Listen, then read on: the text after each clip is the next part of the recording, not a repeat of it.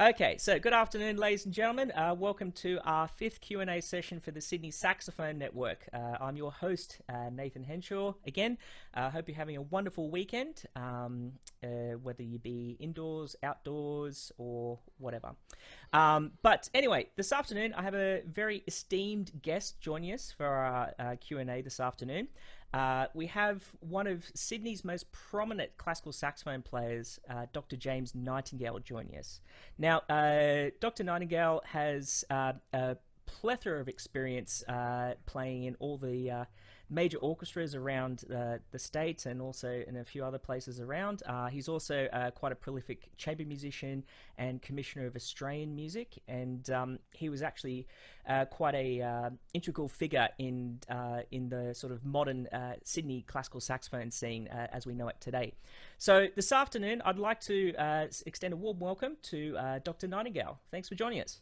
Hi Nathan, it's great to be here. Thank you. So we just sort of start these nice and easy, nothing too taxing. So we just start with like just a very nice icebreaker question. And probably the easiest one to start off with that I could think of was, out of all the instruments you could have picked, what was it that sort of drew you towards the saxophone?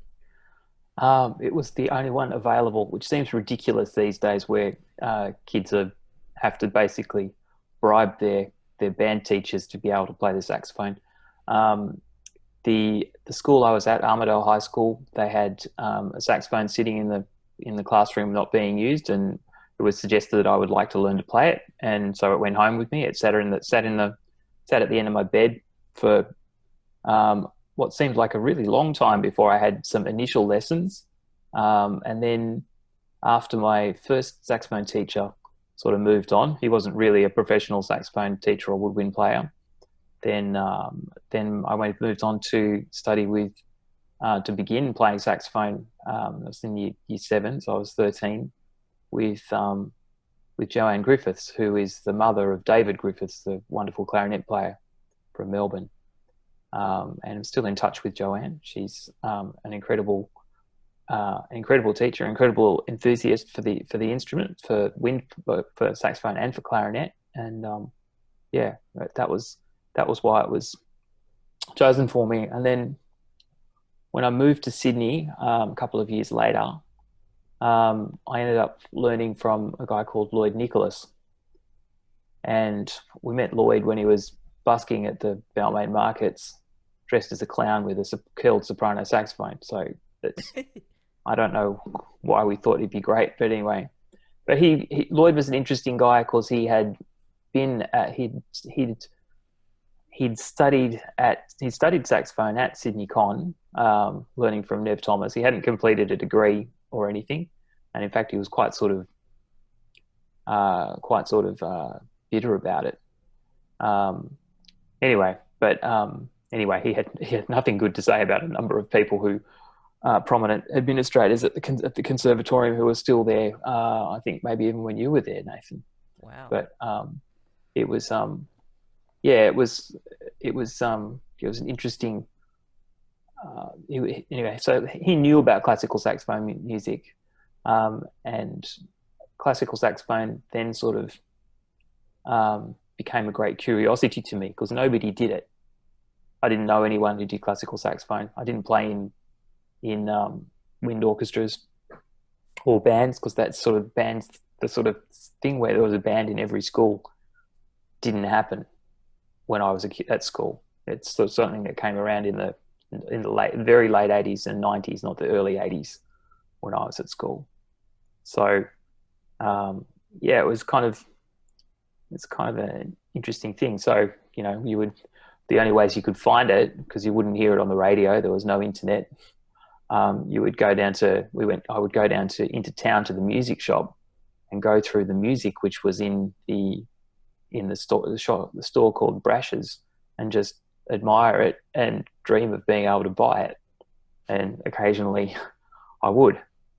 I found out later that my friend at the conservatorium, colleague, one of them had been doing the same thing. He'd been coming down from the Central Coast, but he hadn't been dreaming of buying it. He'd been stealing it, Oh, which wow.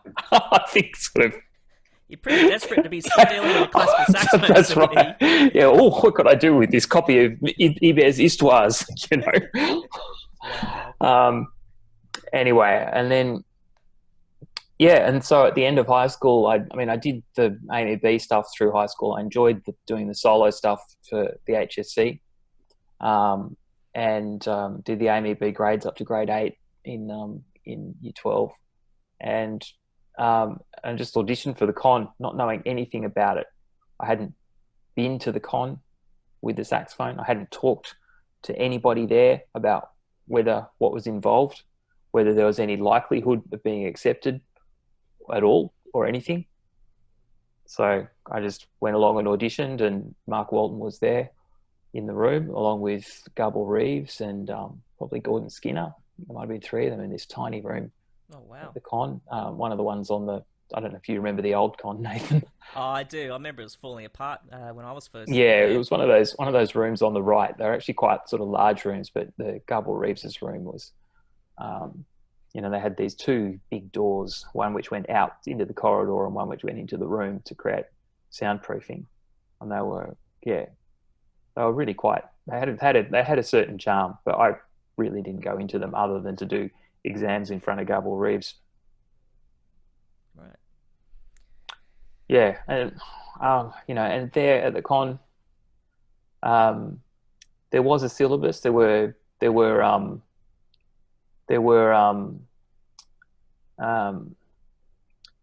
like, there was a list of scales we had to be able to know for the technical exams.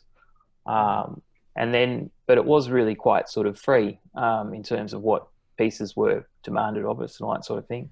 Right. And I didn't know it. I didn't know it at the time, but Mark knew about as much about saxophone as I did at the time. So he was finding his way through it.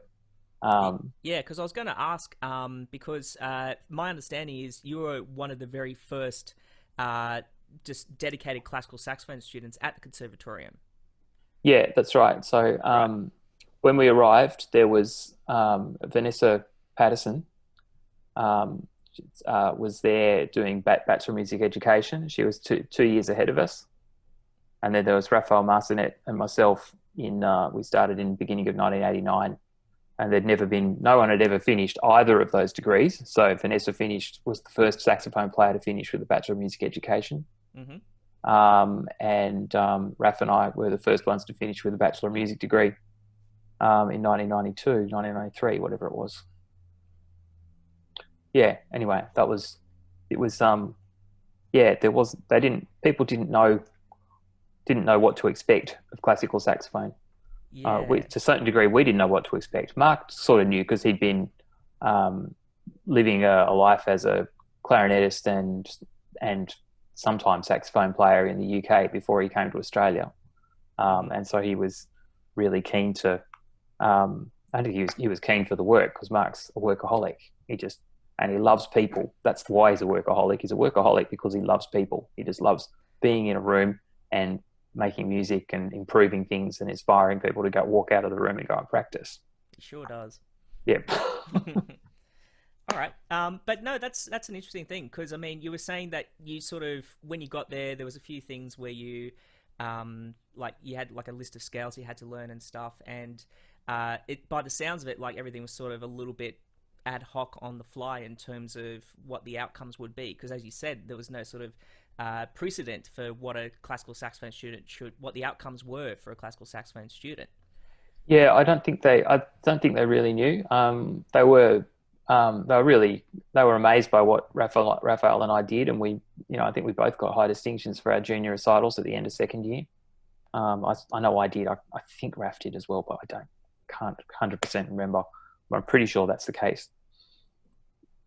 And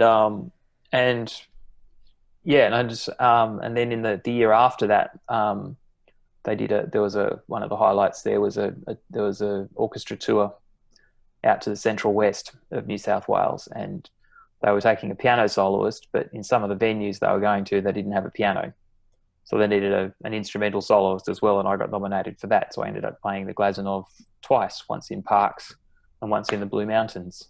Cool. Which was anyway, I think that I would look back on that rather strangely now.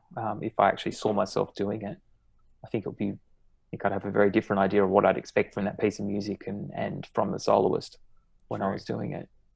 But the time with, the whole thing at the con was sort of dominated by Mark, really, because he's such a charismatic guy, and he was one of the few people who was actually able to bring in lots of students to the con, attracting lots of students, both clarinet and saxophone, and people who did a bit of both.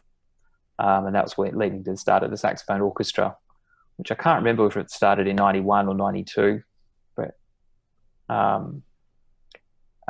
when I was there, or just the year after. It certainly was something that I was doing in the year after I'd finished graduating, was heading back to the con on a late on a Friday afternoon to play in the saxophone orchestra. Mm-hmm. It was a good time. We went to New Zealand in 1989 with the Wind Symphony, and we formed an ad hoc saxophone quartet for that, and played dumb arrangements of Cantina Band and stuff in a couple of pubs in New Zealand for our friends. It must have sounded bad. I can't imagine it sounding good. And I was playing on a tenor saxophone that was an old silver Bucher that the con had that basically didn't work. So I don't know quite how that all sort of came about. And I can't remember. I think Raph was... Yeah, it was Raph and Vanessa were in it, and another woman, Penny, who was I can't remember whether she was a clarinetist or she wasn't a saxophone major, but she was some sort of, maybe she was just a piano major or a singer, I don't know, but could play a bit of clarinet and saxophone. She was on that tour as well. Wow. And that was Jared Whitburne, of course. That was the other major person involved in it. Jared was always into baritone, so he was playing baritone right from the word go in the Wind Symphony. Mm-hmm. And he was doing Bachelor of Music Education while we were doing Bachelor of Music. But because the course were kind of ad hoc, Mark said to Jared straight away, I expect the same from you as I expect from anybody as the BMus kids. Right, so there's no distinction in... there was no... as far as Mark understood, there was no distinction. Okay. And Jared... Jared was a wonderful saxophone player. Is a wonderful saxophone player. I suppose we saw him last year, but I don't know if he's actually picked it up recently. But superb musician, great chamber musician, real leader, and just was always great to play with. Oh, fantastic! Yeah, I remember hearing Jared when I was a student, and just phenomenal player, and hearing you guys together as well was also quite a eye and ear opening experience. So yeah. Now moving on, you spent your time, you completed your undergraduate at the con. Now, did you pursue any further studies away from Sydney? Like, did you decide to venture out maybe to overseas and see what the big bad world had to offer in terms of classical saxophone? Or well, I did, but it was a different world before the internet, and there was lots of things happening for me in Sydney, so it wasn't like I was really feeling bored or left out. We had the saxophone quartet with Jared and Raphael and Melinda Atkins, called Senarius Saxophone Quartet, and we worked really hard, practiced every week. We commissioned new pieces from various composers and things. We put on concerts ourselves in town halls and things around Sydney that we sort of self-promoted, and we had enough people to make those things happen. And then in 1995 we won this. We were finalists in this big television music competition called Quest 95 on ABC television. So we went down to Melbourne and played the final concert there, and we didn't win, but from that, it gave us a lot of it.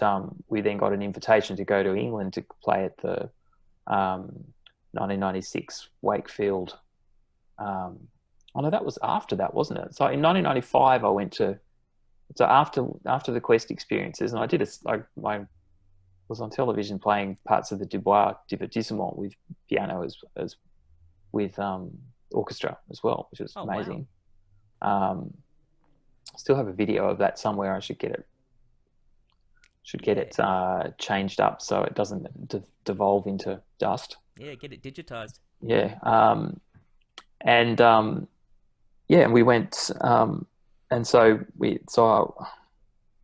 what happened? I went. That's right. And I decided I wanted to do a study tour, so I went first I went to the Netherlands. So one of the people who had come through the Sydney Con the most and was sort of a contact over there was a Dutch bass clarinet player called Henri Bock, who had this group called Duo Contemporain, who were commissioning tons and tons of music for bass clarinet or saxophone and percussion. And so I went to Rotterdam, spent a couple of weeks there, and then after that, I had arranged to go and see Arno Bornkamp at the Sydney Conservatorium. So I went and met Arno at his place, at the conservatory, and then Arno invited me to come to his home and have a lesson, which I did. And then later that night, he had his Christmas party with all his students from the two conservatories he was teaching at the time, which was Sydney Conservatory, as well as with where there were people like Thies Mellema studying at that time, and the Enschede Conservatory, which is where Niels Bale was from.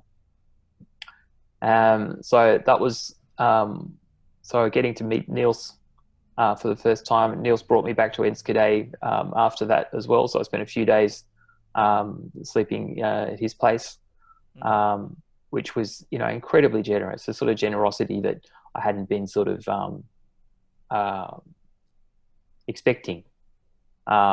It was, and just the sort of openness to talk about music and the enthusiasm for the saxophone that all of our students had, and Niels, of course, in particular, was just wonderful. And then the next year, Senarius Saxophone Quartet went back to England and played at the British Saxophone Congress in Wakefield, and then we went to the Netherlands and did a little tour with Niels's group. What was the group called, Niels? I've forgotten. Niels, do you happen to remember the group you were in back in the day? For sure, yeah. It was the Helicon Saxophone Quartet. Helicon, yes. I was thinking helicopter, but it's not right. Helicon. Yeah, it's pretty much the same, yeah. Okay, thank you, Niels. And they were, that was really, that was it was a really good experience. Niels was incredibly generous to us, but the group was sort of, Senarius Quartet was tearing itself apart, or rather, just not, it just ended in there were a couple of ugly experiences which sort of got blamed on me, and I don't know. It just sort of, when we got back to Australia, that was the end of it. And it was really, it wasn't.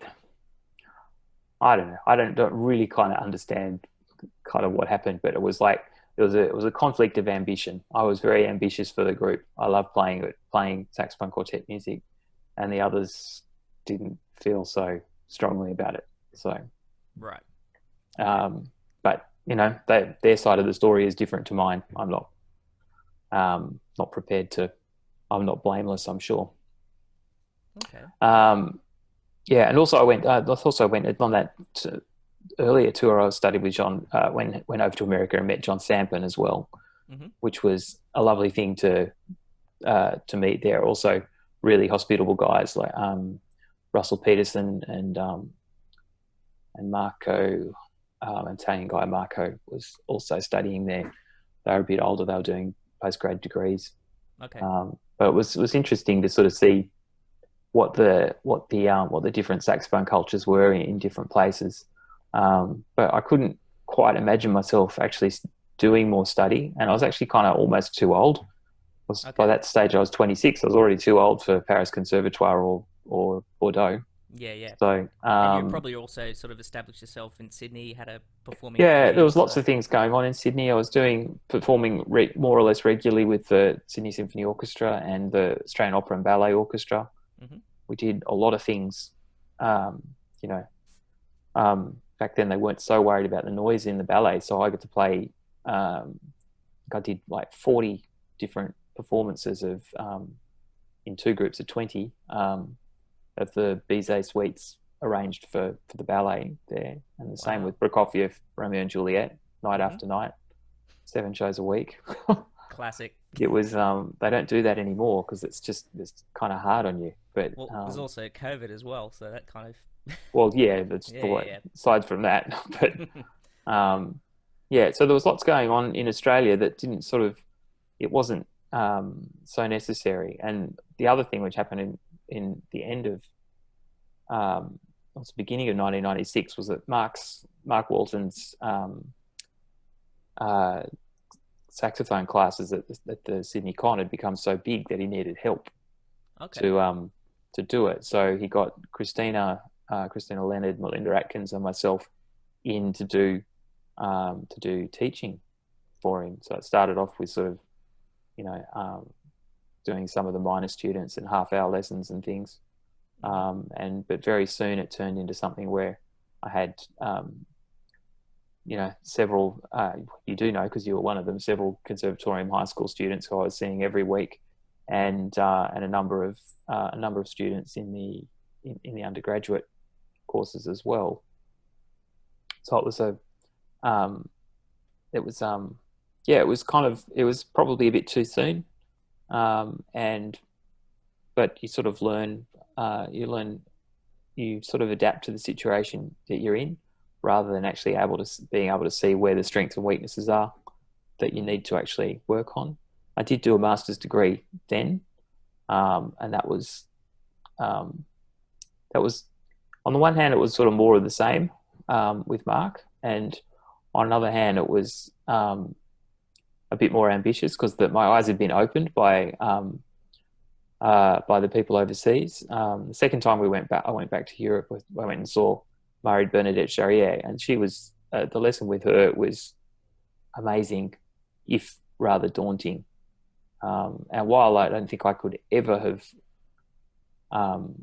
lasted in the class at Bordeaux the way that Barry Cockcroft did, and Ben Carey later, and Josh Hyde, it was certainly, I got a lot out of out of the way that she approached the instrument and the way that she demanded things technically. It was very different from what Mark did. Yeah, I'd imagine it's like different philosophy. That brings me to a question, just sort of with your experiences overseas, and as you like to quote, you just sort of having your eyes opened on, what else was happening around the world. What was sort of like an experience or something that you had learnt over there, or from your experiences, whether it be playing or having lessons? So like with MBC, for instance, like she obviously opened your eyes up on terms of the instrument itself. What sort of lessons did you learn that sort of stick with you today, like in terms of help you develop to the musician that you are now? Like I think that it was all about use of the air, so and use of the tongue as well. Niels probably doesn't even remember, but I think I tongued incorrectly when I was there in Holland in 1995. Like, I don't think I was using the tip of my tongue. It was that's something I had to change, and so all of these experiences gradually made that sort of sink in.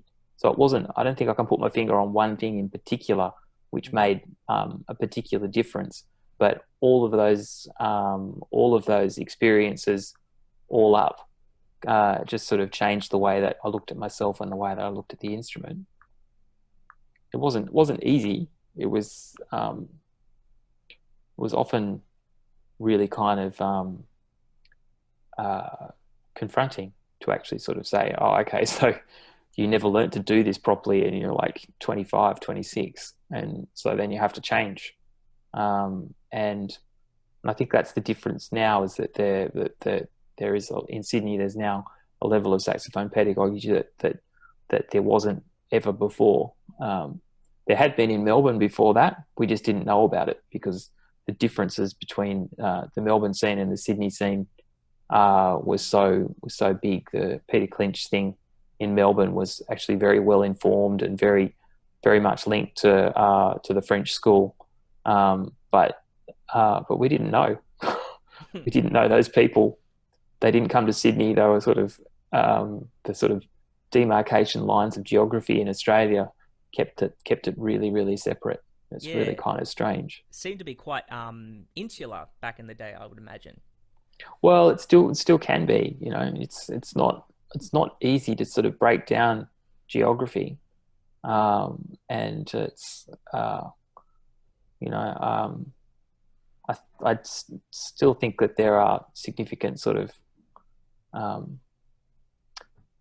I think people are not as open-minded about each other as they perhaps could be, but it's and I think that goes for Sydney people too. It's not one way or the other.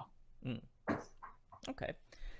Now you were talking about like when you finished your undergraduate, you were offered a lot of opportunities in terms of performance. Like you were saying, you got to offers to play with the orchestras, and eventually you worked your way up to teaching at the Sydney Conservatorium.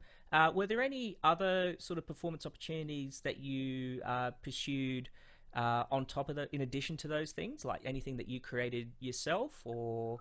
Well, everything that Senarius did was for itself, and after that closed off, that was a pretty dark time, really, I suppose, for me, because I didn't know what to do with myself.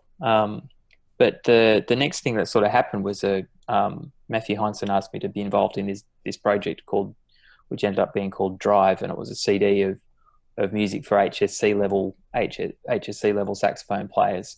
So there were pieces by a couple of pieces of arrangements of Ross Edwards and Elena Katz-Chernin, as well as new pieces by Matthew. John Peterson wrote the piece Drive itself.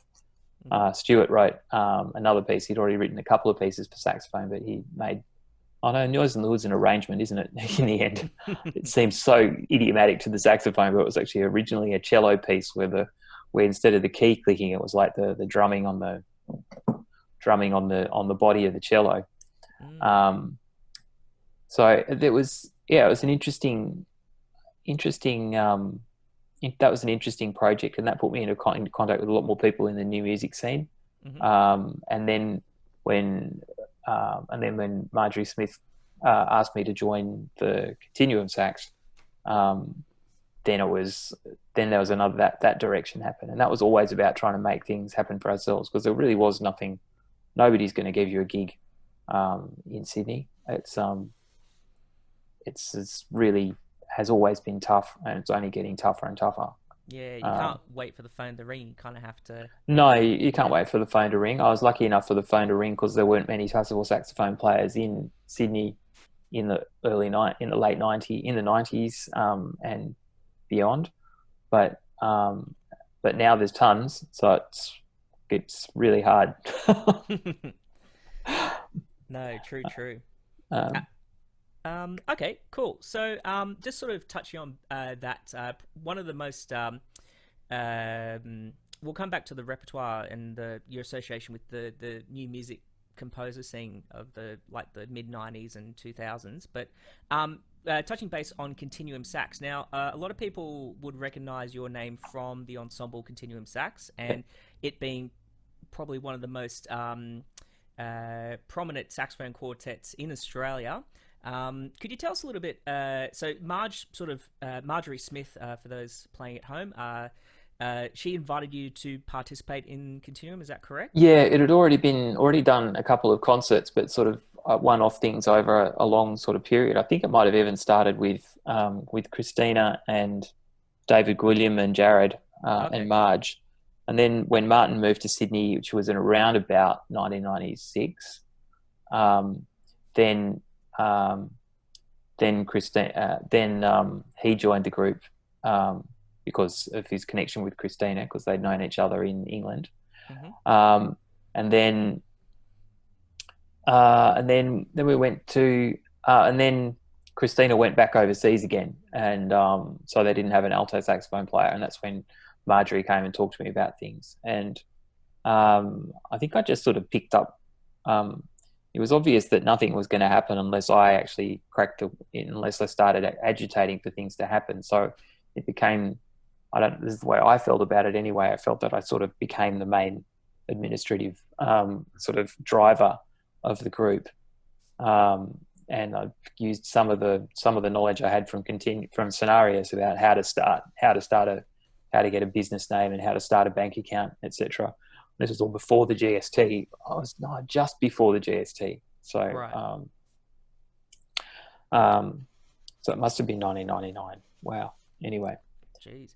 And and so, but Marjorie was really good at using her connections because she was teaching at Newcastle Conservatorium at that time, and she used her connections to get us up there to do gigs. So, the first CD we did was recorded in Newcastle, in the hall at Newcastle Conservatorium, which is a gorgeous place to play. And was recorded by Stuart Greenbaum and Matthew Heinsohn, and we played pieces that they by them, and pieces by Marjorie, and Tundra by Marjorie, and this strange improvisation thing that Martin came up with, and the beautiful piece by Elena Fursover called Far Away. Sorry, is this the debut album, which was self-titled? Is that correct? Yeah, Continuum was what it's called. Yeah. Okay, cool. Yeah. Is that still available at all, or? I have a few copies, but I don't know. I don't know how I'd justify selling it, or how I would justify the giving the money to paying people who were involved.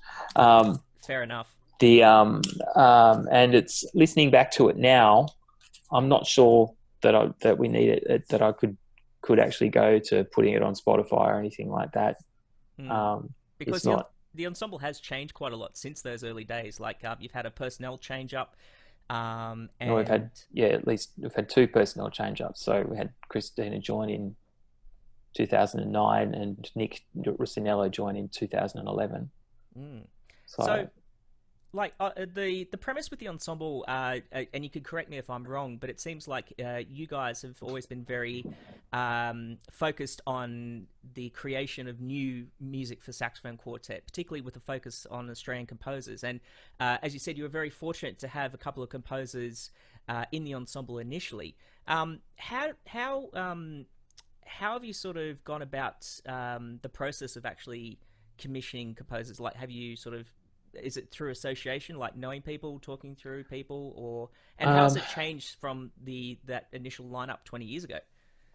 Well, it's funny because we've done the commissioning thing in different ways. So Occam's Razor by Paul Stanhope, Paul agreed to write that piece, and then we made applications to the Australia Council for funding, and they didn't come through, and he wrote it anyway. So it's incredibly generous of Paul, and we're all really, really fortunate as saxophone players to have that piece to work with. And we still play it today. We played it last year for Musica Viva out at Casula. Hopefully that one day that'll put that up as a video. I don't know. I haven't seen it, so I don't know how terrible the recording is. We also so that was one model. We had other ones where we actually won money to commission people. Okay. And often they didn't turn out that well. So it was like the piece was written for us, and it had difficulties, had major problems, and we didn't really sort of want to play it. And often that's, sometimes that happened when someone would write a kind of like a tester piece that was actually quite good, but a little bit short or whatever. And then we'd say, write something longer, and we'd win money for it. And then they would write something that was just like way too difficult, right over the top. And really a bit of a struggle. And that was kind of, so they were kind of lessons in commissioning that you sort of, they're kind of hard to deal with actually, because it didn't make you feel like you really wanted to do it again. And then it just became harder and harder and harder to find anyone to get commissioning money from. So, okay. But the last project we did, which is up on Spotify, which was recorded at the Sydney Con by Jason McBride, who's an absolute legend, and that was that had pieces by Rosalind Page, Robert Davidson, and Damien Ricketson that were all that were created with the commission from the Australia Council. Damien's piece is bonkers, and I don't know if you've looked at it, Nathan, but it's it's sort of optional. Sort of everyone needs to play different instruments, and you have to swap halfway through. And it's and there's parts of the score, a tablature kind of thing, instead of real notes. There's bits where harmonics are, it's all about harmonics. It was really, really difficult, and you'd need to do it quite a few times to make it happen. But we only did it about twice. So yeah, that was I'll that. have to check it out. I've not actually recall that one. So yeah, I'll definitely check that one out. Yeah, and yeah, so it was, but it's really hard to sustain that kind of level of commissioning without when the group is when it's such a struggle to actually get work and such a struggle to actually do anything. So that's kind of where we're at the moment. Is it's kind of like, well, Martin's moved back to Brisbane, and COVID has just sort of cleaved a hole in the group in a way. And Nick and Christina are both quite they both have solo careers that don't really it's not the same for them, I don't think. But it's still really good when we play together. But yeah, it's more of an occasional thing than a constant thing like you guys are with Nexus. Right. Okay. Well, it still sounds fantastic when you guys get together. Now, you also not only like the Continuum Sax is obviously an important part of what you do, but also as a soloist as well, you've actually been doing a similar sort of thing, commissioning new music. I know firsthand, for instance, the work that we co-commissioned with Brian Howard for the World Saxophone Congress back in 2012. Can you tell us a little bit about maybe some of the sort of highlights of the commissions that you've had, and also does that process differ? Was that a different sort of scenario, or was it same sort of thing, grant based? The one with Brian was kind of, well, Brian came to me. Brian has this amazing piece which I think is amazing for saxophone quartet, violin, and two percussionists, called Last Blues. And it's an absolute epic. It's 25 minutes of new music, deep exploration of those instruments. The percussion parts are just incredible, and the violin needs to be really, really exceptional as well. And we were lucky enough to play that with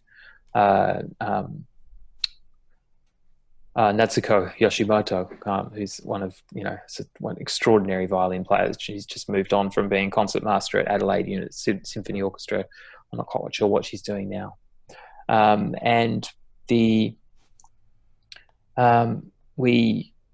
So Brian had this idea that he wanted to write a piece which was these voyages, which were the individual movements, individual solo movements, and he actually envisaged them as being between these sort of islands, these other pieces for ensemble.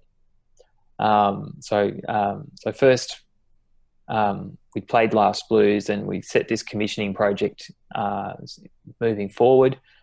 The World Saxophone Congress kind of came along, and it was like, well, that'd be perfect for doing the voyages. So we organised that concert there in Scotland, and we were really grateful to have so many great Australian saxophone players like yourself support the project and play one of the voyages. They're not easy. No. I still think I'm the only person who's played all of them. and I played a couple of them last year as well. So again, down in Melbourne at the Melbourne International Festival of Saxophone, whatever it is, amongst other things. Mm-hmm. And so then Brian actually came up. Brian actually wrote these other movements for ensemble. I got to play those with the Sydney Con New Music Ensemble out at Parramatta for the last. It's probably the last ever concert of the Aurora Festival. Oh yeah, because that finished up last year, was it, or the year before? Oh, it finished a long time. Well, they I don't think they actually meant it to finish up, but they haven't done anything since then. Okay, right. It's like indefinite hiatus. Indefinite hiatus. Yeah, sort of. They've tried to sort of get festivals up in the few years after that with a board of people, but the arts funding situation is just so poor that there's so many applications, so many good applications coming in, and nobody and no money to hand out. So it seems wrong that the industry has grown and the sort of the logistical sort of foundations on which all of that activity is based has just been neglected. Anyway, that's mine. Right. No. Interesting. My opinion. It makes it really hard for everyone coming into the arts as a whole in Australia, because they just there was this foundation of grants through the Australia Council which made a lot of things happen, and that the number of people applying for them has increased. The amount of money that they're handing out has decreased, and it's just like, well, it just can't keep going like that. You actually have to find another way, which is what guys like you have done with Nexas. Is you found another way of making your group happen. It's a lot of trial and error, certainly. Well, a lot of trial and error, and also an incredible amount of unpaid activity on all your parts. Yeah, there is that too. It's really, like it's sort of more of a passion to sort of, make it work. Sort of helps, I think, for us in terms of that. Well, I think you've always got to have that passion. If you don't have a sort of equal passion behind it, things just don't happen at all. But finding when people give and give and give and give and give, but if they're not getting enough reward for it, if things are not working well, then they understandably don't want to keep sort of beating their head against the wall, do they? No. Okay. Well, just sort of going along the lines with that, you've been responsible, for better or worse, for the commissioning and the creation of a lot of fantastic Australian music for the classical saxophone. Yep. Along with a lot of other people, but I have done some. No. But I'm just saying, like, you're sort of like one of the early pioneers of sort of like that modern thing for the last 20, 30 years in terms of commissioning. How do you feel the perception of classical saxophone has changed from where you've started to where it is now in terms of its? Do you feel like the repertoires and the instrument itself's been legitimized in art music in the 21st century?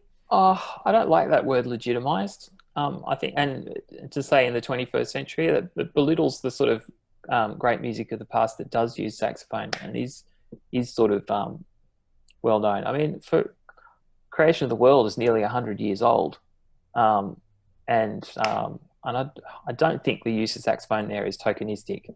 It's an amazing piece of music.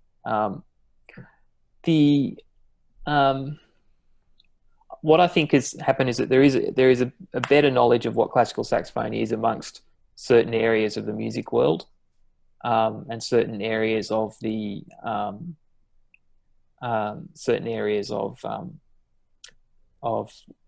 audience even, but still we're stuck with the fact that most people, when they think of saxophone, they think of Charlie Parker or Kenny G. Rather than Claude DeLong or Arno Bornkamp or Neil Spile. So it's a it's a it's always we're always going to have to be explaining ourselves. And I've been doing a lot of volunteering at Fine Music Radio in Sydney, Fine Music Sydney, they call it. That is a radio station. So I've been doing presenting and programming, and you meet a lot of people who are really into classical music there. And most of them don't even think of saxophone when it comes to classical music.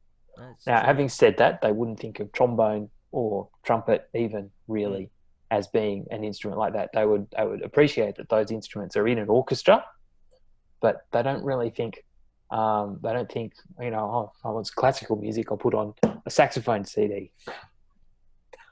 True. They think, oh, I'll put on some Bach. But they don't mean Nielsen J's Bach. They mean or Christina Leonard's stuff that she's done, or Continuum Sax playing De Vittoria, which we did a couple of years ago. It's up on the Phoenix Central Park thing. Mm-hmm. There's so there's still a lot of sort of strangeness in that classical music world. I think that for saxophone players, we've just got to keep making our own audiences, just sort of, and sometimes that really works around just individuals rather than around the saxophone. Mm-hmm. So you look at Amy Dixon, and a lot of people in the classical music world know Amy Dixon because she won the big competition, because we all love anyone who's successful in London. Sorry, Amy, but I don't blame you for calling on people for using that as a calling card. Good on you. Not everyone can. So it's just a pretty amazing. It's a pretty amazing world. I think you just have to keep trying to find ways of finding an audience in whatever setting it is, finding the connections to put yourself in front of other things, to cross promote with other people, whether that's choirs like the stuff Niels has been doing down in Melbourne, whether it's the stuff that you guys have been doing with Australian Festival of Chamber Music and your connections with Pierce and PK, Peter Coleman, right? Yeah. PCW. Yeah. Performer Composer Workshop. Well, there's that too. So I think just, and in many ways, I think the word classical and saxophone is kind of something which holds us back from actually discovering that there's music, which is at the heart of it all. And that as musicians, our job is to communicate with people, and words like classical just sort of promote this sort of snobbery, that the elitism that we that's on the one hand, it's at the heart of all that sort of everything we do when we're learning to do things. We're trying to get A's in our exams. We're trying to win the competitions and the Eisteddfods. We're trying to be the top of the class. We're trying to be noticed, which happens in all those sort of pseudo-competitive music organization, music study. But it's I think that once you get beyond that, we have to fight to get to real popularity. You've got to find other ways of doing it. And I think there's a difference between one person being popular and there being a secure kind of network that means everybody gets to make music and is appreciated for their difference and diversity within the scene. And I think that's kind of where that's kind of what I want to work towards as I get older, rather than trying to sort of out-chop other saxophone players, which I don't think I could ever have done. Yeah. Okay, that was interesting. So yeah, we just keep on fighting the good fight, and we're making music, not necessarily labeled, but just trying to make good music, and make it something that people would listen to. Make it something that people want to listen to. And everybody has different ideas about what that will be. Oh yeah, everyone has different tastes. and that has to be appreciated. Yeah. Okay, interesting.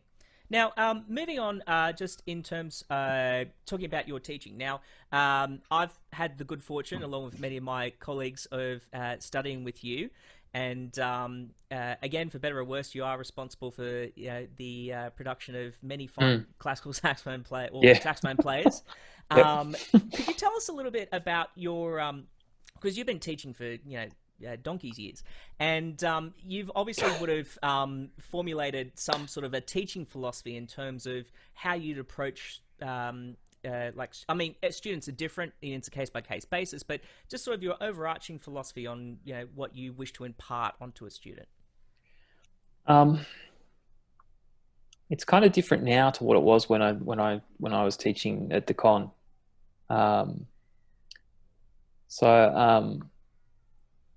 Whereas now I'm most interested in people enjoying their playing and participating in music to the absolute best of their ability. Now, some people, for some of them, that might mean being able to win auditions and be part of the crosstown groups like Sydney Schools Wind Ensemble and things like that. But for other people, it's just being good enough to play in to get something out of playing in the second to bottom band at Sydney Grammar School where I teach. And that's kind of it's kind of grounding to be able to say, okay, I want them all to be able to participate in music to the best of their ability. So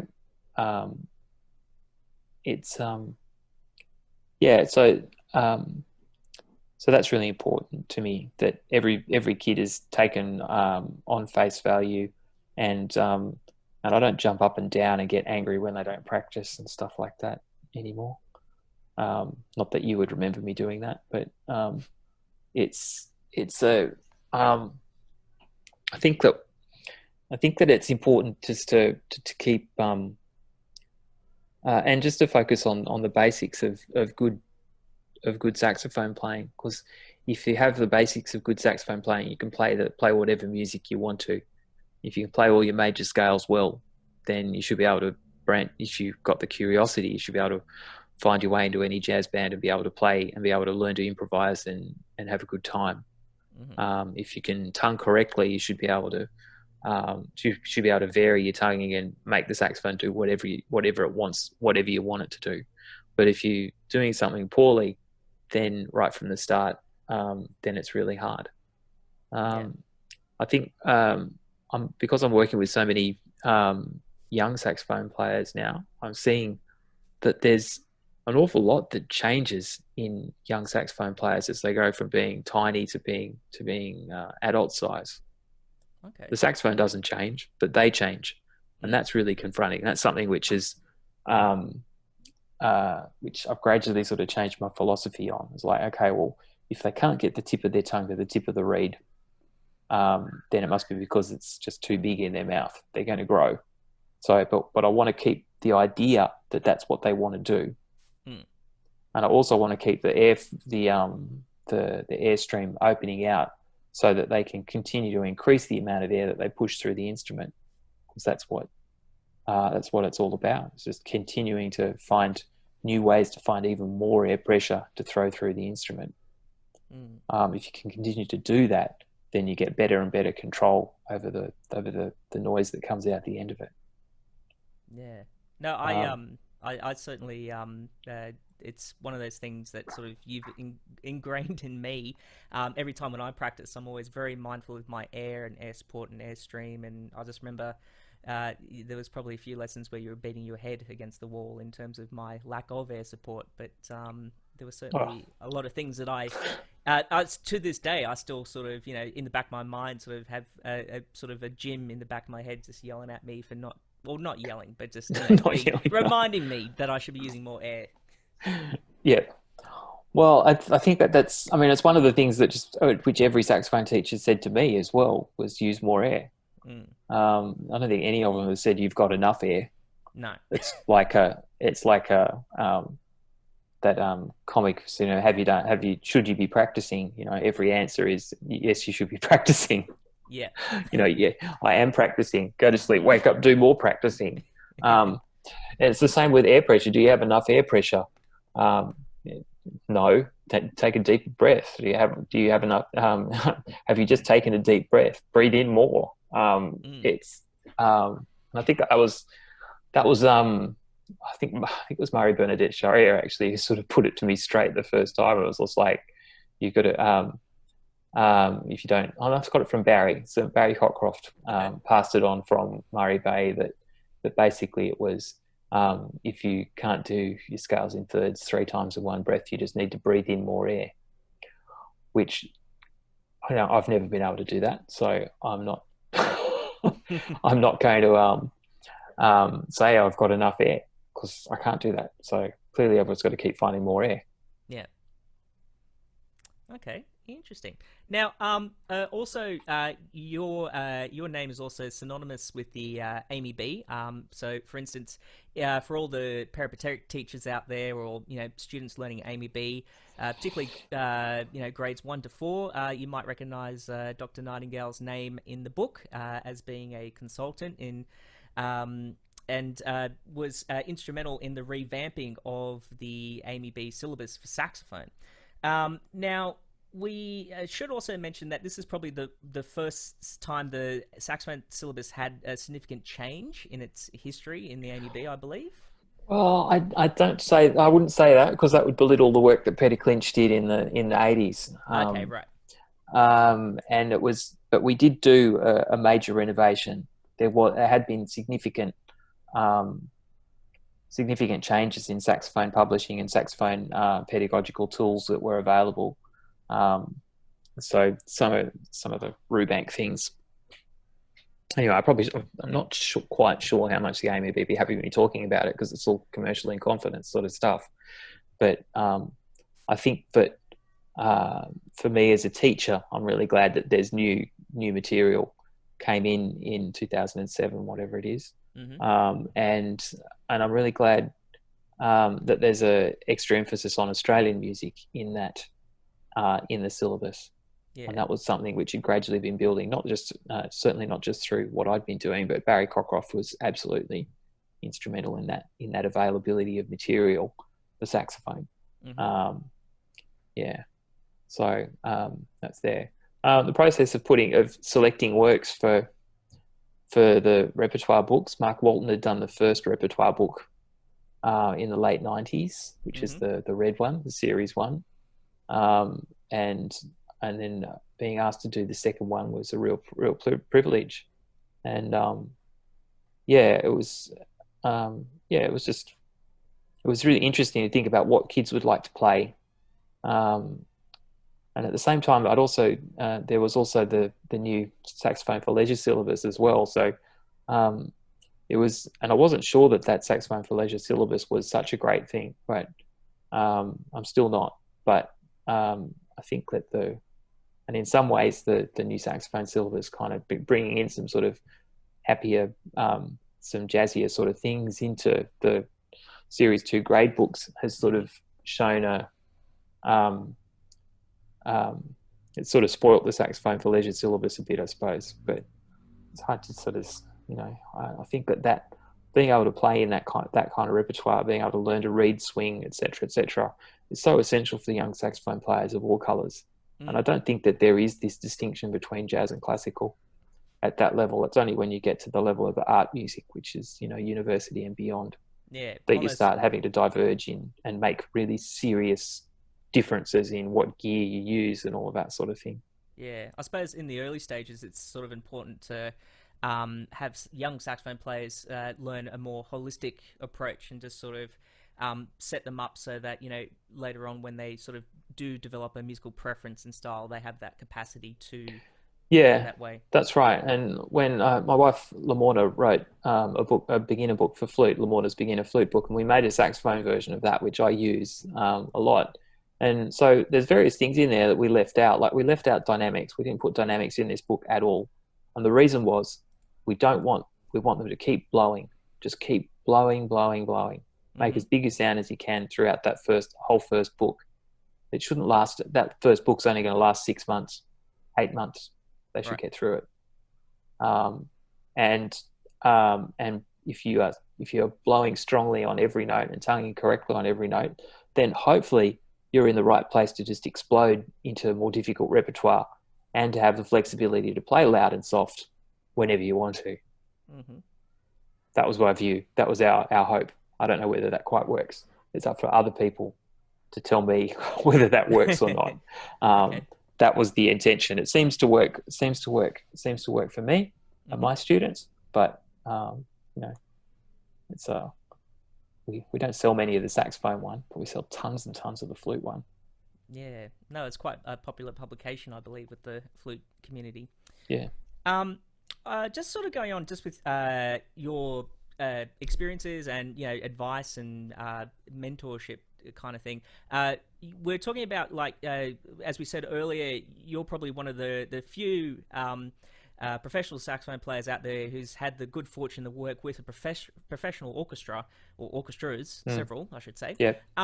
What advice would you give, say, an advanced student or someone who's maybe working with an orchestra for the first time, like a community orchestra or something like that, in terms of preparing the excerpts to play with that, or the repertoire? And does it differ in terms of, say, learning a solo piece or chamber music, or like how would you approach it? I think it does. I think it is a bit different to a solo piece. The thing which sort of strikes me in retrospect, looking back at it from even longer, is that it's is just how exact you have to be in an orchestra. You can't expect, when you're playing with solo with piano, someone can follow you. Your friends in a chamber group can sort of all make it up together. You can do it at your own tempo, etc. But when you are when you're doing it with when you're playing with the orchestra, you have to be able to do it at the tempo that's given to you. You have to be able to do it at the have to be able to make adjustments on the fly, under direction, and sometimes you'll just sort of think of it yourself, but you should be playing softer, so you better play softer. And the intonation has to be right, because it's actually easier to be right in the orchestra, because they have such a strong harmonic bed in the music that you just sort of feel the right place. And if you've got any flexibility in your pitch at all, you should be able to sort of just sit into the pitch really, really easily. But you've got to have that flexibility. So you need to practice all your excerpts a bit slower, a bit faster, with the metronome, of course. You've got to work out where you're going to breathe and make sure that that's not interrupting the flow of the music.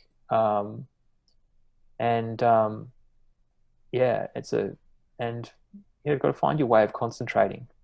When I first started doing it, I used to have this. The first time when I was at the con, it was the old castle, and doing it again, it seemed to have to do it again and again and again.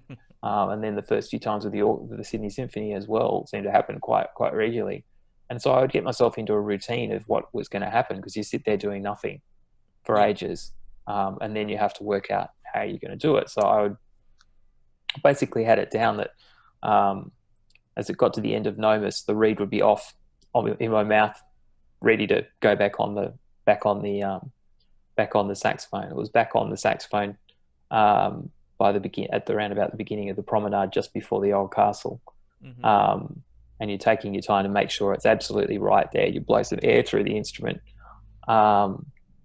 silently, but also concentrating on the breath in, and then getting your breathing to work with the pulse of the music, so that you're then able to sort of fit right into it. As saxophone players in an orchestra, often you don't have very much to play, but whenever you're having something to play, it's important. So you've got to really find that way of turning on. For me, playing the whole ballet, Romeo and Juliet, I don't know, it might seem silly to other people, but I would be counting almost every bar of the piece all the time, watching the conductor, understanding what was going on. Because if you're not not watching what's going on and feeling like you're part of the orchestra, even though you're not playing, then you're going to miss. Then I would not be right. It would not be right. I'd miss something or not be ready, etc., etc. So that's really important. Tons and tons of listening. If you're playing something that you can get a recording of, listen, because it's really, really important to understand how your part fits in with everything else. And that's kind of it's this sort of different idea of what doing it well is. When you're just as a soloist or playing with your own group, you can make it up. And in an orchestra, you can't. So you have to do what's right. And then somehow bring something of your own to it, which is the difficult thing. Yeah, but it's an absolute thrill, and anyone who gets a chance to play with the orchestra, they should take it. Yeah. No, for sure. It's certainly my experience is it's the most thrilling, but also the most nerve-wracking kind of performances out there. So yeah, no, good advice for sure. Just sort of, I forgot to ask this a bit earlier, but just we know you performed a hell of a lot, and you've had a wealth of experience performing in various settings and at concerts and festivals and whatnot. Are there any particular performance highlights that stick out in your memory, and why do they stick out for you?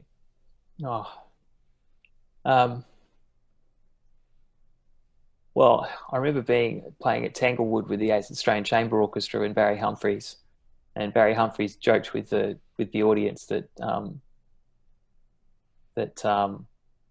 in America they'd never vote for a dictator, and the audience laughed with him. And that was 2004, 2015. Must have been, no, it was 2016. It was just before. Oh, the year of the election. It was the year of the election. It was about 100 days before, and so that was memorable. The times that was an amazing show to play with the Australian Chamber Orchestra. The music was really quirky and good, the music was chosen. The music that was chosen by Barry and Richard was just incredible. Just a really, really beautiful set of things, and a lot of the things were arranged by Ian Grandage for his little woodwind. It was basically a string quartet with double bass, 2 percussion, saxophone, trumpet, trombone, and single winds, single orchestral winds. Yeah, it was just an amazing show, and piano, of course. But yeah, so that was pretty amazing. I really enjoyed doing the La Création du Monde Mio with the Australia Ensemble. That must have been about 2003 or something. Oh wow! And what else? It's been really good. And the last blues concert, I really enjoyed that with Continuum Sax with Natsuko Yoshimoto and Daryl Pratt and Alison Eddington from Alison Pratt. Sorry, now from Match Percussion with Roland Peelman conducting. Doing Philip Glass stuff with Ensemble Offspring has also been really wonderful. Yep. Playing it's just so many things. Like the bizarre thing that Damien Ricketson wrote in tablature for the first time I did it on with this Argentinian bamboo saxophone that Damien had owned, which was just horrible. Oh, I've seen those things. Yeah, and the next time we did it was with I used a Lindsay Pollock Saxello thing. Not the carrot. Not the carrot, no. No.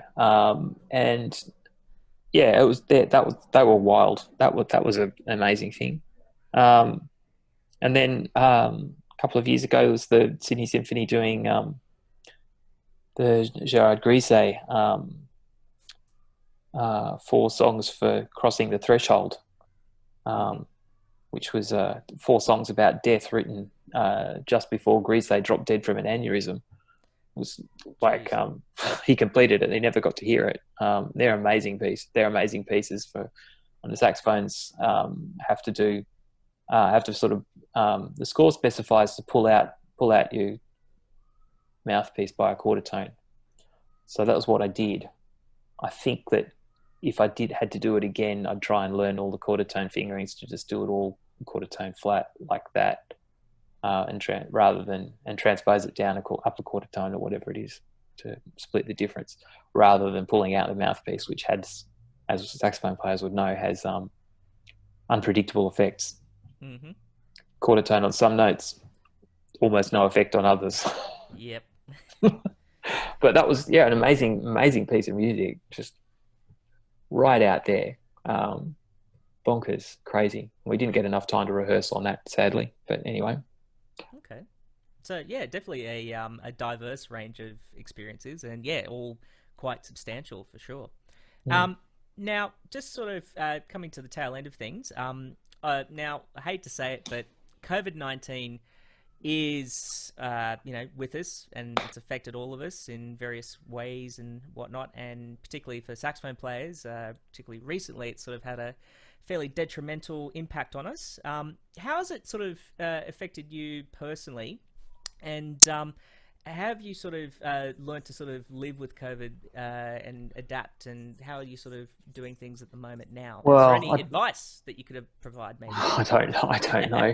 I think just try and keep practicing and doing things. Like the first section, the lockdown, like what Lamorna and I were actually pretty successful in getting a few things happening. We did a live stream for Damien Barbala's hibernation festival from our house, which was improvisations, which were kind of weird. And we also recorded some things for Phoenix Central Park behind doors as well, which was a lovely thing to do. Mm-hmm. But yeah, just keep on. You've got to find a way to keep on trucking. I don't know what is going to happen. Like the recent New South Wales health warning against playing wind instruments is just sort of scared the absolute shit out of me. So I don't know what is going to happen in the next couple of weeks in terms of my school and teaching and all that sort of thing. I lost thousands of dollars of gigs when everything was cancelled, as we all did. And yeah, I don't know quite what the outcome is going to be, but yeah, just hold on to your seats. Don't spend all your money, and and try and just keep talking to people. I think that's probably the most important thing. Keep talking to people, and let's all just keep our fingers crossed that that it doesn't get any worse than it already has, and that we are able to continue to do what we do more or less without too many more differences. Yeah. More changes.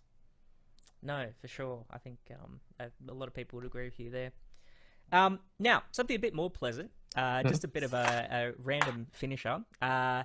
If you had 10 minutes to practice, only 10 minutes in a day, what would it be and why?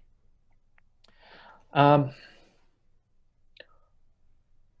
probably do some simple sight reading. That's the thing that I enjoy the most.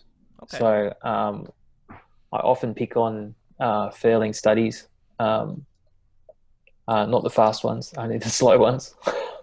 I think that I really like music that has a lot of which is very vocal, has a sort of shape in the phrases, and the Fairling sort of does it for me. But there could be other things, but that's what I've been practicing the most recently, in terms of sort of a regular sort of thing. It's keeping the brain curious and the lungs full of air.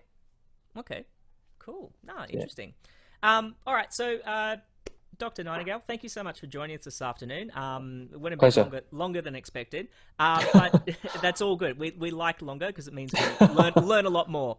Now, just in terms of, obviously there's nothing really come up in terms of gigs, But if there's any particular projects, like are there any more sort of Phoenix Collective things to keep? Yeah, it's another. There's I've got a solo thing coming up on Phoenix Central Park behind doors. Cool. Music by Calogero Panvino. Do five of his 7 sins. Okay. Yeah. So and they're with an electronic backing track. That's so they're quite good. I recommend them. You can find them at calogeropanvino.com and buy the music and the backing tracks all as a job lot. There's 2 for soprano, 1 for alto, 1 for tenor, and 3 for baritone. So they're a big challenge for anyone who is keen on getting into those. But I really enjoy doing them, and I think they're going to look. I think that they'll come across well on Phoenix Central Park. But I have no idea when that's going to be released. But you've recorded it, so it's been recorded. So we're right. just sort of waiting. But that was 6 weeks ago that it was recorded, so shouldn't be too much longer. Okay. And you're also you're still on the air on Fine Music as well. So when can we catch you there? That's always unpredictable. Okay. The show I joined Fine Music to do the New Horizons program, which is a new music program, and I'm on the 4th Sunday of every month, 8:30 p.m. Okay. And then there are other regular things I do as well, which might not be quite as interesting, but as irregular things. Well, that's cool. Well, how can we find out more? Is there a website or a mailing list or anything? Or not really. No, not for. I mean, there is a website with all the program details, and it'll tell you all the music that's going to be on, but it won't tell you who's presenting. Okay, right. Necessarily. So, it's a typical. There's so many levels of information. They just can't cover all of it. Yeah, to make it all work. Yeah, give too much information, I guess, sort of gets overwhelming. Okay, no worries. Well, again, thank you so much, James Nightingale, our guest this afternoon. Absolute pleasure to be speaking to you. And thank you for everyone who joined us this afternoon. I'd like to extend just a big, wish you well, stay safe to everyone who came along this afternoon. And also just remember to, hang on, I do believe we have a question from Liao. Is that correct? That's applause, isn't it? I think that's a hand up. No, that was applause. Oh, applause. Okay, well, I'll take that. All right, thank you very much. Never mind.